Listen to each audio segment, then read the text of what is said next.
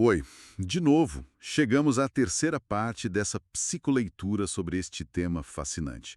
Se tem feito sentido para você, deixa o like e se inscreve, assim você não perde nada. Ok, vamos lá. Hoje a gente vai explorar a teoria da gestão das impressões, né? Do Irving Goffman. Isso está lá nas páginas 228 e 229 do O Livro da Psicologia. E a ideia principal, que até dá o título, é forte. A vida é uma representação teatral. Exato, é uma ideia bem impactante mesmo. Goffman sugere que a gente cria e mantém nossa identidade social meio que atuando, né? Gerenciando como os outros nos veem, às vezes de propósito, às vezes sem nem perceber. Isso mesmo. E essa metáfora do teatro é, assim, fundamental para ele. Ele diz que nós somos como atores sociais. A gente escolhe os diálogos, ou seja, o que a gente fala, a decoração, o ambiente, o vestuário, as roupas que a gente usa, até as habilidades que a gente mostra, os adornos, tudo isso para causar uma impressão que a gente quer, né? Geralmente uma impressão boa, na nossa plateia. É como se a gente estivesse sempre em cena de alguma forma. E ele também fala dos lugares onde isso acontece, certo? As tais zonas de cena e os bastidores. Sim, essa distinção é importante. As zonas de cena são tipo os palcos públicos, onde a gente segue o roteiro social, o esperado. Já os bastidores, bom, seriam os lugares mais privados. Nossa casa, talvez, onde a gente poderia, teoricamente, relaxar e sair do personagem. Poderia, mas nem sempre, né? Exato. Porque, como o livro aponta, muitas vezes até nos bastidores tem um público. Pode ser a família, amigos mais próximos. E aí rola outro tipo de performance, talvez mais informal, mas ainda assim é uma performance, né? A separação não é tão estanque assim. Isso me leva a um ponto que eu acho muito curioso, talvez até meio perturbador na teoria dele, que é a ideia de personalidade. Ah, sim. Ele meio que diz que não é uma coisa interna, fixa que a gente tem. É isso mesmo. É por aí. Para Goffman, a personalidade não é bem uma essência que está lá dentro. É mais o efeito dramático que resulta da nossa atuação pública. É tipo a soma dos papéis que a gente representa e se a gente convence ou não a nossa audiência com eles. É uma visão bem diferente, que põe a interação social no centro de tudo. Muito diferente. Quer dizer, o eu autêntico, nessa lógica, seria quase uma miragem, ou algo que a gente não acessa facilmente. Reforça demais aquela frase. A vida é uma representação teatral. Totalmente. E para essa peça toda funcionar, precisa de harmonia, né? Como no teatro mesmo. Cenário, atores, tudo alinhado. Exatamente. E aí entra o que ele chama de congruência. Tanto o ator no palco quanto nós na vida social buscamos manter essa coerência na nossa performance.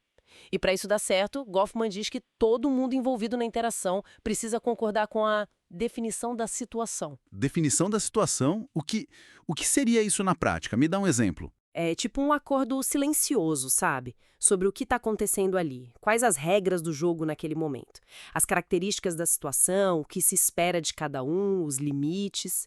O livro dá o exemplo da festa de luxo com famosos.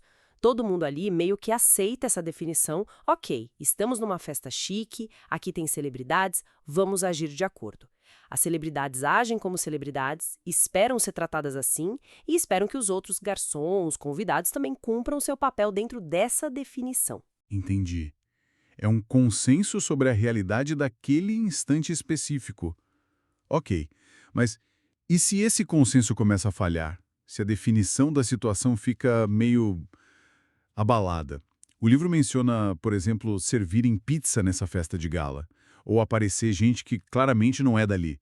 O que acontece com a atuação? Ah, boa pergunta. Aí, segundo Goffman, a gente recorre a uma credibilidade artificial. Quando a definição da situação ameaça desmoronar, os atores sociais tendem a agir como se estivesse tudo normal. Ignoram a pizza, tratam os estranhos com uma educação meio forçada. Para não quebrar o clima, né? Exatamente. O objetivo é conservar a paz ou evitar a vergonha, como diz o livro. É um esforço coletivo para a máscara não cair e a peça não virar um caos. Manter a face, a imagem social, é muito importante para a gente. Caramba, a gente faz isso o tempo todo sem nem notar. Essa manutenção da ordem social pela performance. É muito sutil. O livro até conta que o próprio Goffman gostava de observar essas microinterações, né? E até de testar os limites disso em lugares comuns. Restaurantes, sala de aula, fila de cinema. Sim, ele era um observador nato do cotidiano. E tem aquele exemplo clássico da equipe do hotel, né? Aquela formalidade toda em cena com os clientes. Uhum. E depois, nos bastidores, na Copa, por exemplo, a conversa é outra, a postura é outra. É uma chave que a gente vira o tempo todo. Perfeito. É um exemplo ótimo dessa mudança de palco e de personagem. E só para contextualizar rapidinho, é bom lembrar que Goffman não tirou isso do nada, né? Antes dele já tinha gente pensando sobre isso.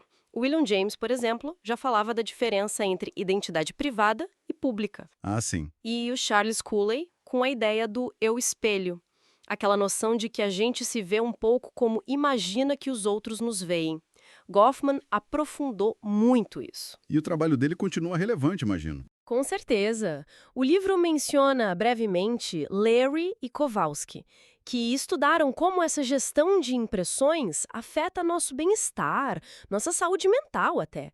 E também Sarah Hampson, que observou como a gente mostra lados diferentes da personalidade dependendo de com quem a gente está. Mostra que essa ideia de performance ainda ajuda muito a entender como a gente funciona em sociedade. É realmente fascinante pensar na vida por essa ótica teatral. Fica até uma pergunta no ar, né? Será que a gente consegue, em algum momento, realmente descer do palco? Boa reflexão. Ou será que, mesmo nos nossos bastidores mais íntimos, a gente só está trocando de figurino para uma outra plateia?